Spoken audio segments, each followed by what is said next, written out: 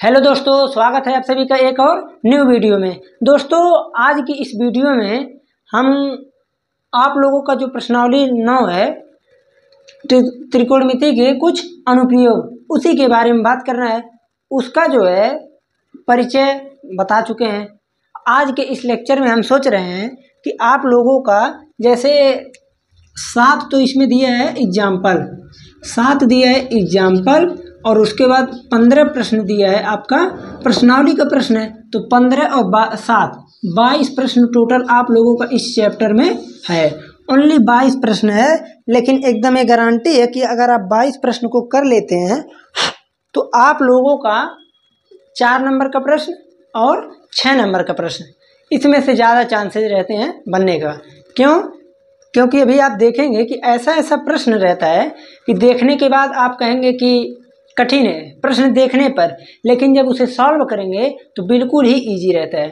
ठीक है ना। तो आप लोग इस चैप्टर में पहले ही हम बता दे रहे हैं कि प्रश्न को कम से कम 2 बार पढ़ें, कम से कम 2 बार। एक बार पढ़ें, ना समझ में आया कोई नहीं, फिर से पढ़िए, फिर ना समझ में आया तो कोई नहीं, फिर से पढ़िए। जब तक प्रश्न को आप कम से कम 3 बार 4 बार नहीं पढ़ लेते हैं तब तक आप लोगों को प्रश्न ही नहीं समझ में आएगा क्या कह रहा है, क्योंकि इसमें घुमा देता है। कभी उन्नयन अनुमान आप लोग कंफ्यूज हो जाएंगे। तो इसलिए इस चैप्टर के प्रश्नों को सॉल्व करने के लिए आप लोगों को पहले इस प्रश्न को ध्यान से सुनना, ध्यान से पढ़ना, ध्यान से समझना है। सॉल्व तो बहुत छोटा प्रोसेस होता है इसमें का। ठीक है।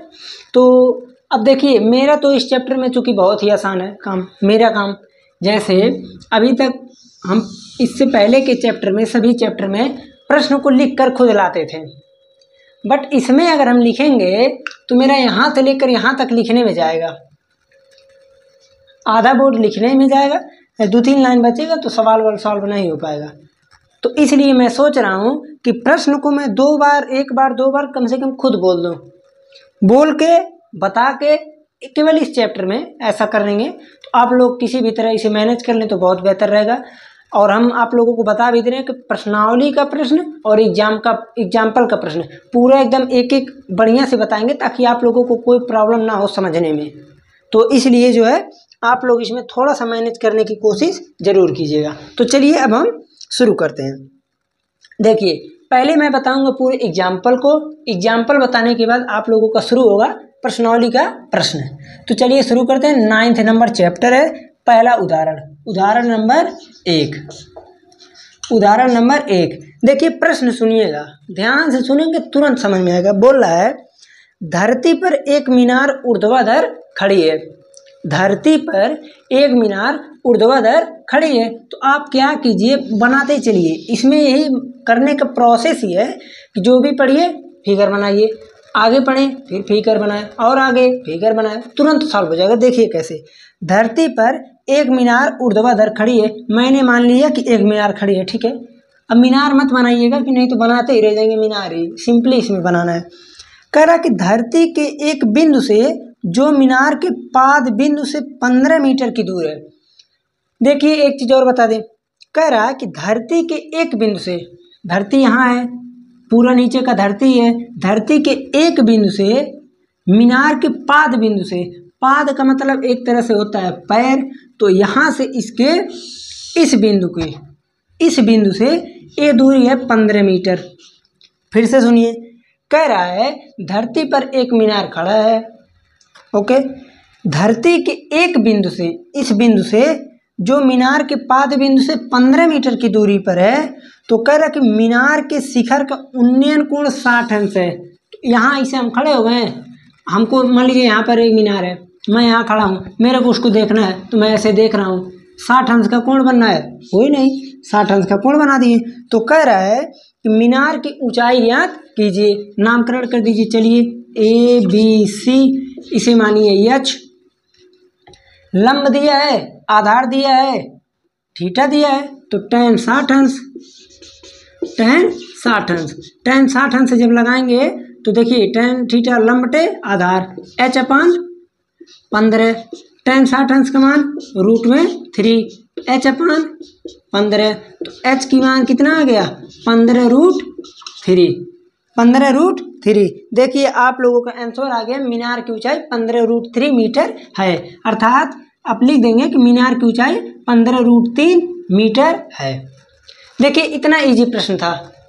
तो आप लोग अगर इस प्रकार से प्रश्न को सुनते हैं, कैच करते हैं प्रश्न को कि बोल क्या रहा है, तो आप लोग सिंपली कर लेंगे, ज़्यादा कठिन नहीं है। मैं पहले ही बता दे रहा हूँ, एक कठिन चैप्टर है ही नहीं। बस क्वेश्चन पढ़िए, डायग्राम बनाइए, सॉल्व कीजिए। ओके, तो अब हम चलते हैं अगले प्रश्न पर। देखिए इसमें का प्रश्नों का बस ध्यान से सुनिएगा, ध्यान से कीजिएगा। पहला प्रश्न सॉल्व हो गया, अभी मैं दूसरा एक और कर सकता हूँ इसी में, तो क्यों हम मिटाने चलें। तो हम उससे पहले आप लोगों को बता देते हैं। दूसरा प्रश्न देखिए, एग्जाम्पल ही चल रहा है अभी, ध्यान दीजिएगा इस बात को। दूसरा कह रहा है, देखिए दूसरा प्रश्न की तो क्या ही बात किया जाए, है बहुत छोटा प्रश्न, 2 से 4 लाइन। अब क्वेश्चन दिया है 1 2 3 4 5 6 7 8 9 लाइन। अब बताइए मैं कहाँ लिखूंगा इसमें। सुनिए, एक बिजली मिस्त्री को एक 5 मीटर ऊंचे खंभे पर आ गई खराबी की मरम्मत करनी है। कोई नहीं, पहले आप एक पोल बना लीजिए। चलिए, दिख रहा है ना पूरा लाइन, हाँ पोल बना लिया आप लोग। कह रहा है कि पोल 5 मीटर ऊंचाई है। इधर जैसे हम लोग पोल जानते हैं, आप लोग हो सकता है खंभा जानते हो, तो बात वही है, ठीक है ना। हम लोग यहाँ पोल बोलते हैं उसे, जिस पर बिजली का तार आया जाया करता है। तो सिंपली पोल हो गया, 5 मीटर ऊंचाई है पूरा। आप लोग इसे अभी ध्यान रखिए, कितना है, 5 मीटर। कह रहा है कि मरम्मत का काम करने के लिए उसे खंभे के शिखर से 1.3 मीटर नीचे एक बिंदु तक वह पहुंचना चाहता है, लेकिन इसमें चाहती है लिखा है, इसके मतलब कोई लड़की है। तो कह रहा है कि जैसे मान लीजिए यहाँ पर खराबी है, तो कह रहा है कि उसको यहीं तक जाना है, उसके बाद तो अपना खड़ा होगा तो उस पर पा ही जाएगा।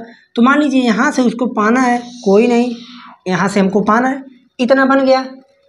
कह रहा है कि बिंदु तक पहुँचना चाहता है, उसके बाद यहाँ तक पहुँचने के लिए प्रयुक्त सीढ़ी की लंबाई कितनी होनी चाहिए, जिससे कि क्षैतिज से 60 अंश का कोण झुका रहा है। यहाँ पर भाई साहब 60 अंश का कोण बना रहा है।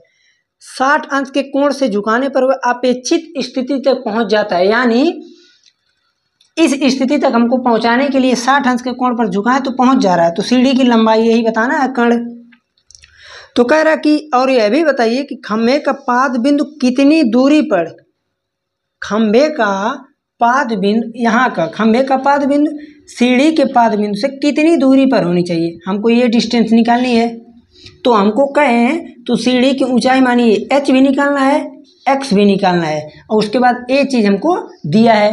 तो अब आप लोग कहेंगे कि ये कैसे होगा, आप तो बताएं ही नहीं। तो मैंने आप लोगों को बताया है कैसे। चलिए देखिए, कह रहा है प्रश्न में कि 1.3 मीटर नीचे, अगर 1.3 मीटर नीचे तक ही उसे केवल पहुंचना है, तो आप कहेंगे कोई नहीं भाई साहब, जब पूरा 5 दिया है तो मैं 1.3 घटा दूंगा, तो यहाँ से बचेगा 7, यहाँ से बचेगा 3, यानी 3.7 मीटर ए तो दिया है और ए हो गया 1.3। तो मेरे को यही तो निकालना है। जब ये निकालना है तो थीटा लंब कर्ण, तो लगाइए साइन थीटा इक्वल टू लंब बटे कर्ण। नामकरण करते हैं ABCD, तो साइन थीटा लंब BD अपान कर्ण H।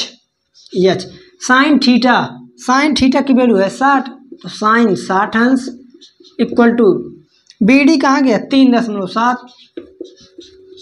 H। साइन 60 अंश का मान कितना होता है, साइन 60 कड़ी में 3/2, तो साइन 60 अंश की वैल्यू रखिए, कड़ी में 3/2 इक्वल टू 3.7 अपान H की वैल्यू हो जाएगी 7 दूनी 14, 1 3 दूनी 6 1 7, तो 7.4 अपान √3। H की वैल्यू इतना आ गया। एक चीज़ और दिया है कि कड़ी में 3 का मान 1.73 ले सकते हैं। तो आप लोग को मन करेगा तो लीजिएगा और ना मन करेगा तो मत लीजिएगा। ओके, इतना तो आप लोग अभी से कर सकते हैं। ओके, तो बस यही मेरा बताने का उद्देश्य था, आप लोग किस प्रकार से इसको निकाल सकते हैं। तो सीढ़ी की लंबाई यहाँ से आप लोग निकाल सकते हैं कि सीढ़ी की लंबाई इतना चाहिए मेरे को। जब ए वैल्यू आप लोग निकाल ले रहे हैं, यहाँ की वैल्यू निकाल लिए हैं, तो वैसे भी अब उसके बाद यहाँ की वैल्यू, इस वैल्यू को निकालने के लिए आप लगा दीजिए tan थीटा। तो tan थीटा जब लगाएंगे, ध्यान दीजिएगा भाई साहब, ए ऊंचाई निकालने के लिए हमने इसको लिखा, ए दूरी निकालने के लिए मैंने tan 60 अंश को लिखा। tan 60 अंश लंब बटे आधार, tan 60 अंश लंब बटे आधार। आधार की वैल्यू तो नहीं पता है, tan 60 अंश का मान कड़ी में 3 इक्वल टू 3.7 यक्स, एक्स की वैल्यू 3.7 अपान रूट में 3। अब मैं एक चीज़ बता दे रहा हूँ, जब कभी रूट की वैल्यू दे दे तो आप लोग को रखना अनिवार्य है, और अगर ना दे तो आप लोग रूट की वैल्यू को नहीं रखेंगे तो चल जाएगा, लेकिन अगर दिया है तो आप लोगों को रखना अनिवार्य है। ठीक है, तो इतना ही प्रश्न था और इसका इतना ही इजी एकदम आंसर था। अब आप लोग को लग रहा होगा कि ये कहाँ है आसान, एकदम आसान प्रश्न है, सब झूठो कहते हैं कठिन है। ठीक है ना, तो एकदम इजी प्रश्न है, बस आप लोग क्वेश्चन ध्यान से पढ़िए। आप लोगों को मेरा गारंटी है कि इसमें से कहीं कोई प्रश्न में डाउट नहीं रहेगा। ठीक है ना, तो मैं अब चलता हूँ अगले प्रश्न पर। 2 प्रश्न देखिए, इतना इजी वे से हो गया कि क्या ही बात किया जाए। इसको थोड़ा इरेज कर ले, तब तक आप लोग कम से कम कुछ किताब तो लेकर बैठे ही होंगे भाई साहब, नहीं तो कुछ समझ में नहीं आएगा तो कहेंगे कि क्या पढ़ा रहा है मास्टर, अपने आ रहा है, छाप रहा है, लिखवा रहा है। तो ऐसा मत कहिएगा भाई, मैं पहले ही बता दे रहा हूँ, हर चैप्टर में मैं कष्ट झेलता हूँ तो इस चैप्टर में आप लोगों को झेलना है। सिंपल सी बात है, क्योंकि मैं क्वेश्चन नहीं लिख रहा हूँ, मेरे को इसी बात का आनंद है। अगर मैं क्वेश्चन लिखता तो ज़्यादा से ज़्यादा एक लेक्चर में 3 से 4 क्वेश्चन हो पाता। क्वेश्चन लिखने में मैं देखिए एक दिन बनाया था वीडियो, 1 घंटे कुछ मिनट का वीडियो बना था, मैं 2.5 घंटे से लगातार यहाँ पर था। क्यों? क्वेश्चन लिखना मिटाना, लिखना मिटाना, लिखना मिटाना पूरा। ठीक है ना, तो समझ सकते हैं आप लोग। देखिए उदाहरण नंबर 3 कह रहा है कि 1.5 मीटर लंबा एक प्रेक्षक, 1.5 मीटर लंबा एक प्रेक्षक, कोई एक प्रेक्षक है। प्रेक्षक मतलब आप लोग इंजीनियर जानते होंगे, या जो भी चीज़ किसी चीज़ को प्रेक्षित कर रहा है तो वही हो गया प्रेक्षक। 1.5 मीटर लंबा एक प्रेक्षक एक चिमनी से 28.5 मीटर की दूरी पर खड़ा है। ठीक है, कोई नहीं, उसकी आंखों से चिमनी के शिखर का उन्नयन कोण 45 अंश। वाह वाह वाह वाह, क्या बात है। मान लीजिए एक है यहाँ पर चिमनी, अब उसके बाद मान लीजिए ये पूरा ऊंचाई कितना है, नहीं ऊंचाई नहीं दिया है, कह रहा है कि 1.5 मीटर लंबा एक प्रेक्षक, मान लीजिए 1.5 मीटर लंबा है, यहाँ पर 1.5 मीटर एक प्रेक्षक, इसका आँख यहाँ पर है, इसका पैर यहाँ पर है। कह रहा कि उसके आँख से इस उन्नयन कोण कितना है 45 डिग्री। तो यानी 45 अगर बनना है तो इसको मिलाना पड़ेगा मेरे को 45 डिग्री। कह रहा है कि आप लोग सिंपली, और ये दूरी दिया है, ये दूरी कितना दिया है 28.5, ये दूरी दिया है 28.5। तो कह रहा है कि चिमनी की ऊंचाई बताइए। इससे आसान प्रश्न वाला कुछ हो सकता है? आप लोग खुद सोच के बताइए। आप लोग कहेंगे आसान, कैसे आसान है, कठिन तो है। कुछ नहीं कठिन है, ABCDE। अब आप कहेंगे कैसे करेंगे हम, तो कोई नहीं, पहले लिख लीजिए त्रिभुज ABC में। देखिए मैंने सोचा इसमें लिखने का थोड़ा प्रोसेस बता दें। त्रिभुज ABC में tan theta equal to AC upon BC। अब tan 45 इक्वल टू tan 45 का मान tan 45 इक्वल टू AC तो मेरे को नहीं पता है, BC।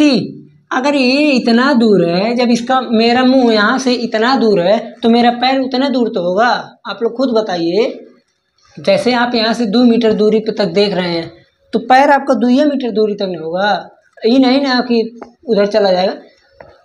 अब थोड़ा बहुत मत लीजिएगा कि 1 इंची इधर आ गया, 2 इंची उधर, मैं ऐसे ताक रहा हूँ, मैं ऐसे ताक रहा हूँ, ये नहीं कोई होता है। तो आप लोग सिंपली क्या कीजिएगा, यहाँ से BC की वैल्यू आ जाएगी 28.5, tan 45 की वैल्यू 1। मैंने बोला था कि भाई साहब आप लोग tan की वैल्यू को मत भूलिएगा, नहीं तो आपकी ज़िंदगी पूरा भूल जाएगा। AC की वैल्यू 28.5, 28.5 हमको क्या निकालना है, चिमनी की ऊंचाई। तो 28.5 तो इसके मुड़िया पर से है, तो उसका भी आइडिया जोड़ेंगे ना।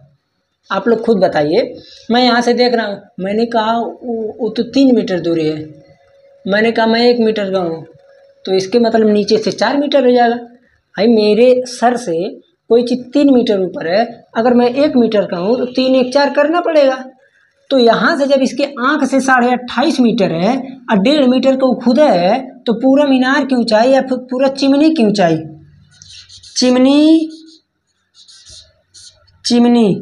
चिमनी भी गलत लिख रहा है, चिमनी की ऊंचाई इक्वल टू 28.5 प्लस 1.5 आ जाएगा 30 मीटर। देखिए इतना इजी प्रश्न था कि क्या ही बात किया जाए, सिंपली आप लोगों को समझ में आ ही गया होगा। अब चलते हैं चौथे प्रश्न में। थोड़ा सा आप लोग इस चैप्टर में मैनेज कीजिएगा भाई साहब, बस। चौथा प्रश्न देखिए, चौथा प्रश्न क्या है, चौथा भी सेम उसी प्रकार है, लेकिन होमवर्क नहीं देंगे, नहीं तो आप लोग करेंगे नहीं, बहुत अस्कित होते हैं हम समझते हैं। कह रहा है कि भूमि के एक बिंदु P से एक 10 मीटर ऊंचे भवन के शिखर का उन्नयन कोण 30 डिग्री है। मान लीजिए कोई भवन है, यहाँ बिंदु लीजिए P, तो बिंदु P से 10 मीटर ऊंचे भवन के शिखर का उन्नयन कोण 30 डिग्री है। मैंने बना दिया। भवन के शिखर पर एक ध्वज को लहराया गया है। मान लीजिए कोई झंडा है, किधर से हवा चल रहा है, मान लीजिए कोई झंडा है ऐसे लहर रहा है, यहाँ पर इसका ऊपरी सिरा है। तो कह रहा है कि और P से ध्वज के शिखर का उन्नयन कोण 45 डिग्री है, 45 डिग्री, ये पूरा कोण 45 डिग्री। तो कह रहा है चलिए ध्वज की लंबाई यानी ध्वज दंड, ये लंबाई हमको निकालनी है, ये लंबाई। और कह रहा है कि ध्वज दंड की लंबाई और बिंदु P से भवन की, यहाँ की मान लीजिए यहाँ PQRS, तो हमको क्या निकालना है, पहले तो निकालना है ध्वज दंड की लंबाई और दूसरी PQ की लंबाई, यानी जहाँ से जो व्यक्ति खड़ा है जिसने मकान को देखा तो कितने दूरी पर था। ऊंचाई दूरी का प्रयोग, ट्रिग्नोमेट्री का प्रयोग यही तो है कि मैं दूर से ही किसी भवन की ऊंचाई, किसी भवन का लंबाई, कितने दूर पर मैं खड़ा हूँ, यही तो बता सकता हूँ, यही ट्रिग्नोमेट्री का उपयोग है, नहीं तो कुछ नहीं। ठीक है, तो आप लोग इसे बस यही सॉल्व करना है। तो अब कैसे होगा, आप लोग कहेंगे इसको करना है, हमको नहीं आ रहा है, हम नहीं कर पाएंगे, ऐसा कुछ नहीं बहाना। 30 डिग्री पर पहले आप लोग देखें, 30 डिग्री पर तो आपको यहाँ दिख रहा है, ये निकालना है। तो पहले लिखूंगा मैं त्रिभुज PQR में, त्रिभुज PQR में अगर मैं देखूं तो मैं कहूँगा tan 30 डिग्री, लंबाई 10 मीटर, चलिए एक बार अंग्रेजी सही, RQ/PQ, RQ की वैल्यू 10, PQ की वैल्यू मेरे को नहीं पता है सर, PQ छोड़ दीजिए। tan 30 डिग्री मैंने बोला था, आप लोग याद कर लीजिए, अभी भी समय है। tan 30 अंश का मान 1/√3 इक्वल टू 10/PQ। PQ की वैल्यू कितनी आ गई, 10√3। लो भाई साहब, PQ की वैल्यू आ गई 10√3। अब मैंने बोला अब तो बताना ही पड़ेगा आपको कितना दूरी होगा, तो बिल्कुल आसान है। कैसे होगा देखिए, इसको मैं आप लोगों को दैनिक लाइफ से जोड़ता हूँ। देखिए मेरे सामने कोई भवन है, मैं उसको देख रहा हूँ, मैंने कहा मेरे को 30 डिग्री पर दिख गया, हाँ ठीक है 30 डिग्री पर मैंने देख लिया, मैं दूरी निकाल लिया, 10 करीब 3 मीटर मेरे से दूर है। मैं कहूँ कि नहीं मैं भवन को नहीं देखूंगा, मैं अब झंडे को देखूंगा, तो अगर मैं झंडे को देख रहा हूँ तो ये दूरी नीचे का तो सेम रहेगा। अगर नीचे का सेम है तो आप लगाइए त्रिभुज PQS, त्रिभुज PQS। जब PQS को लेंगे त्रिभुज PQS में, तो मैं देख रहा हूँ त्रिभुज PQS लिए हैं, तो बिल्कुल ईजी। पी क्यू एस लिए हैं तो tan 45 डिग्री इक्वल टू लंब, जब 45 डिग्री के लिए लेंगे तो लंबाई कितना हो जाएगा एस क्यू, यही बताना था मेरे को। तो जब 30 डिग्री लेंगे तो आर क्यू, 45 लेंगे तो पूरा, तो यहाँ से आ जाएगा एस क्यू अपान पी क्यू। tan 45 है तो tan 45 का मान 1 होता है, तो चलिए ले लीजिए 1 इक्वल टू एस क्यू नहीं पता है, नहीं मेरे को एस क्यू कहाँ पता है, एस क्यू अपन पी क्यू पता है तो पी क्यू लिख दीजिए 10√3, तो 10√3, तो एस क्यू की वैल्यू आ गया 10 करड़ी में 3। अब मैंने बोला मेरे को तो ध्वज दंड की लंबाई निकालना है, इस मैं एस क्यू निकाल के क्या करूँगा, कोई नहीं, ए इतना दूरी 10 है, ए इतना दूरी 10 कड़ी में 3 है, तो बताइए भैया ये दूरी कितना होगा। तो आप कहेंगे यह दूरी नहीं निकालने आ रहा है, तो मैं लिख दूंगा ध्वज दंड की लंबाई। थोड़ा मौज मस्ती करके पढ़ा जाएगा तो मज़ा आएगा, नहीं तो बोरिंग लगेगा, आप भी नींद लगेगा। मेरे को रात हो गया 10 बज गया है तो नींद लगने का संभावना ज़्यादा है, ठीक है। तो आप लोग थोड़ा मनोरंजन से पढ़ेंगे तो आप लोगों को भी मज़ा आएगा। मैथ यही तो है, मनोरंजन से पढ़ेंगे तो मैथ बहुत ईजी लगेगा। अगर आप लोग मैं आऊँ बस पढ़ाई मार पढ़ो खाली और कुछ नहीं करना, बस पढ़ो क्या है बताओ। अरे पढ़ने के साथ मौज से पढ़ोगे तो तुरंत आ जाएगा, कोई प्रॉब्लम ही नहीं हो सकता है। यहाँ से देखो ध्वज दंड की लंबाई निकालनी है तो पूरा दूरी 10 कड़ी में 3, ए दूरी -10, 10 कड़ी में 3 -1। अब ये मत पूछिएगा यहाँ कैसे हुआ है, 10 को कॉमन लेनी है, मीटर आंसर आ गया सिंपली। 10 को कॉमन लेंगे, 10 कड़ी में 3 -1 आ गया। अब यही करना था, थोड़ा देखें कितना मिनट हो गया, 21 मिनट। चलिए ठीक है, 4 नंबर प्रश्न आप लोग इसे देखिए, तब तक मैं इसको मिटा दूं 3 नंबर को। प्रश्न देखिए तो कम से कम बुक लेकर बैठे होंगे तो अब तो लग रहा होगा हाँ मेरे को आ रहा है, मैं कर लूँगा, ऐसा फीलिंग आना चाहिए। जब तक ना आए तो फिर क्या ही कहा जाए।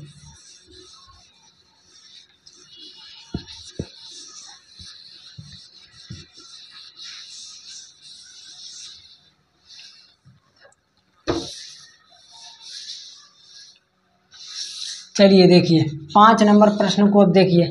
5 नंबर प्रश्न क्या दिया है एक बार पढ़ते हैं, उसके बाद 5 नंबर प्रश्न बहुत ज़्यादा इम्पोर्टेंट है। इस तरह का प्रश्न बहुत बार आया है, बोर्ड में भी आया है, प्री बोर्ड में भी आया है।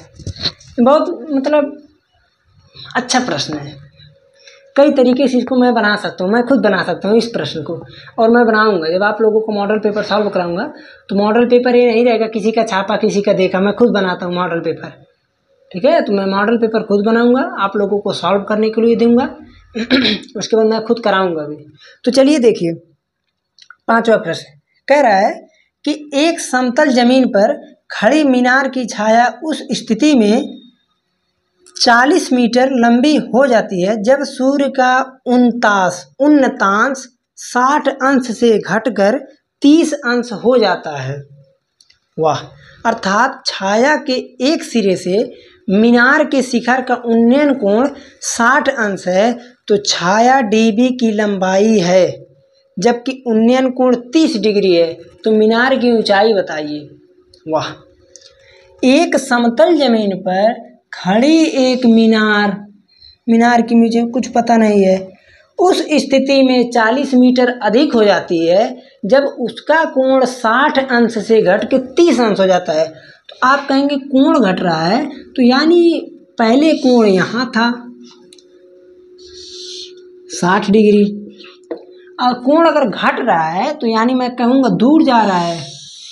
इस चीज़ को ध्यान रखिएगा। तो ये हो गया 30 डिग्री। अब प्रश्न में कह रहा है कि 40 मीटर बढ़ जा रहा है, 40 मीटर क्या हो रहा है अधिक हो जा रहा है छाया की लंबाई, तो यानी 40 मीटर अधिक हो गया। तो ए बी सी डी, तो कह रहा है कि आप डी बी छाया की लंबाई निकालिए, डी बी छाया की लंबाई निकालना है। चलिए ये प्रश्न तो कराना ही पड़ेगा, इसमें ज़्यादा थोड़ा बढ़िया प्रश्न है, ठीक है ना, सॉल्व तो करना ही पड़ेगा। चलिए बता देते हैं इसे। कैसे होगा देखिए, आप लोग कहेंगे कि अब बताइए, अभी तक तो आप बोले इसको लेंगे, एक बार इसको लेंगे तो यहीं तक होगा, इसको लेंगे यहाँ तक होगा, ये तो मेरे को समझ में आ गया। बट यहाँ पर क्या लेंगे, 60 लेंगे तो कुछ नहीं दिया है, एच दिया है, इसे मैं एक्स मानता हूँ। ओके, तो अब तो दिया है ना, तो अब लगाइए त्रिभुज ए बी सी। त्रिभुज ए बी सी में tan 60 अंश इक्वल टू tan 60 अंश बोले हैं तो tan 60 अंश बिल्कुल आसान, लंब बटे आधार। tan 60 अंश लंब, एच आधार एक्स है। ध्यान दीजिएगा मैं 60 अंश की बात कर रहा हूँ, पूरे को मत लीजिएगा नहीं तो एकदम गलत हो जाएगा। 60 अंश को लेना है, 60 अंश को लीजिए। 60 अंश कहाँ तक है, एक्स ही तक तो है, तो एक्स को उसमें पुट कीजिए। tan 60 अंश का मान कड़ी में 3 equal to h by x. समीकरण 1 यहीं पर मान लीजिए, नहीं तो आप इसको लिख सकते हैं, क्या लिख सकते हैं बताइए, यही तो लिख सकते हैं, इसके अलावा कुछ और लिख ही नहीं सकते हैं। tan 60 अंश पहला कंडीशन। इसमें देखिए जब कभी भी ऐसा प्रश्न आता है तो आप लोगों को इसमें कंडीशन यानी समीकरण बनता है। तो अब मैं चलता हूँ, अब लूँगा मैं 30 डिग्री को, यानी त्रिभुज ए बी डी को। तो त्रिभुज ए बी डी में मैं देख रहा हूँ भैया त्रिभुज ए बी डी में क्या दिया है, tan 30 degree. tan 30 degree equal to h upon x plus 40, x plus 40। ऐसा क्यों हुआ, क्योंकि x तो है बट 40 उसमें ऐड भी हो रहा है ना, तो x प्लस 40। तो चलिए x प्लस 40 को लिख लीजिए, x प्लस 40 डिग्री। अब tan 30 अंश का मान 1/√3 equal to h by x plus 40। अब मैं कहूँगा इसके आगे करना है तो √3h क्रॉस मल्टीप्लाई कर रहा हूँ x प्लस 40। तो अब कहेंगे अब इसके आगे कैसे होगा, बिल्कुल आसान है। इसके आगे के लिए मैं यहाँ पर थोड़ा करता हूँ इरेज, उसके बाद जब तक मैं यहाँ ढिचूम इरेज कर रहा हूँ तब तक आप लोग इसे कम से कम एक बार देख लीजिए। देखिए अभी मिटेगा भी नहीं बोर्ड यहाँ पर। अगर भाई किसी को कुछ आइडिया हो मिटाने के बारे में तो मेरे को ज़रूर बताए, मैं परेशान हो गया हूँ, मिटता ही नहीं है सही से। ठीक है ना, तो आप लोगों को अगर किसी को पता हो कोई चीज़ इसके बारे में तो आप लोग मेरे को बताएं तो बढ़िया है। देखिए √3h equal to x plus 40, मेरे को किसकी वैल्यू निकालना है, कहेंगे h का होगा निकाल के। h कहाँ पूछा है, h नहीं पूछा है, मेरे को BD पूछा है यानी x निकालना है। और अगर x निकालना है तो मतलब यहाँ से h को हटाना है, x निकालना है h को हटाना है। तो मैं यहाँ से x की वैल्यू रखूँगा, इसीलिए मैं कहा हूँ इसको समीकरण 1 मानिए। तो लिख देंगे x equal to h by √3 को यहाँ ले आएंगे, h बाई √3 किस में रखेंगे, समीकरण नंबर 2 में रखने पर, समीकरण नंबर 2 में रखने पर अब हो जाएगा। देखिए √3h की वैल्यू, ओ सॉरी h की नहीं लेना है, √3h equal to x plus 40। तो x की वैल्यू मैंने रख दिया h बाई √3 और प्लस का 40। मैंने आप लोगों को अभी प्रतिस्थापन अपक्रिया में बताया होगा, वहीं बताया ही होगा कि अगर कोई चीज़ इस प्रकार से एक ही तरह नीचे दे दिया है तो आप लोग उसे अगर हटाना चाहते हैं तो दोनों तरफ मल्टीप्लाई, इधर करेंगे 3h, इधर करेंगे 40√3, यही सॉल्व करना है। 3h minus h equal to 40√3, 2h equal to 40√3, h की वैल्यू 20√3, 20√3 आ गया। किसकी वैल्यू, h की वैल्यू। ओ देखिए थोड़ा सा गड़बड़ कर दिया मैंने, अगर x की वैल्यू हमको निकालना है तो मैं h की वैल्यू को रखूँगा, यहाँ से सही रखा था मैंने, h की वैल्यू को जब रखूँगा मैं, चलिए कोई नहीं, अगर आप लोग ऊंचाई निकाल दिए हैं तो आप लोग यहाँ से भी यहाँ तक पहुँच सकते हैं। ठीक है ना, कैसे देखिए h की वैल्यू आ गया 20√3, अब मैं रख दूँगा h की वैल्यू को इसमें। जब मैं यहाँ रखूँगा तो h की वैल्यू जब रखूंगा तो देखिए 20√3 इक्वल टू √3x, √3 कट गया, x की वैल्यू आ गया 20। तो यानी आप लोगों को मैं एक चीज़ पहले बता दूं, उसके आगे चलूंगा। अगर आपको कभी भी दो ही चीज़ पूछ सकता है, या तो यहाँ का या तो यहाँ का, ऊंचाई पूछे चाहे यहाँ ये दूरी पूछे, परछाई छाया की लंबाई, तो आप लोगों को ऐसे तो हमेशा बनेगा ये। एक क्वेश्चन अधिकतम 95% केस में 60 अंश पे ज़्यादा बनता है। यहाँ का 60, यहाँ का 30, लगभग मिला के 90 डिग्री हो जाता है। न्यून कोण रहना चाहिए 90 से 90। अब अगर ये 60 हो रहा है तो ये 30 होगा, 45 हो रहा है तो 45 होगा, कम से ज़्यादा नहीं हो सकता है। ठीक है, तो इतना अगर हो रहा है तो आप लोग क्या कर सकते हैं, इसको ऊंचाई निकाल के पहले तब बेस तक पहुंच सकते हैं, इसके लिए इसको निकाल के तब यहाँ पहुंच सकते हैं, किसी भी प्रकार से आप कर सकते हैं। चूंकि इस प्रश्न में, पहले मैं ये भी बता दे रहा हूँ, चूंकि इस प्रश्न में यही हमसे पूछा था, इसलिए मैं इसको नहीं निकालना चाहता था, बट मैंने गलती क्या किया, यहाँ से x की वैल्यू रख दिया, और जब x की रखूँगा तो मेरे को h की वैल्यू ही प्राप्त होगी। तो अगर x की वैल्यू 20 आ गया, तो अब कहा है छाया BD की लंबाई, तो BD equal to 40 plus 20, 60 metre. अब मुझे लगता है कि आप लोगों को किसी भी प्रकार से कोई प्रॉब्लम नहीं होनी चाहिए।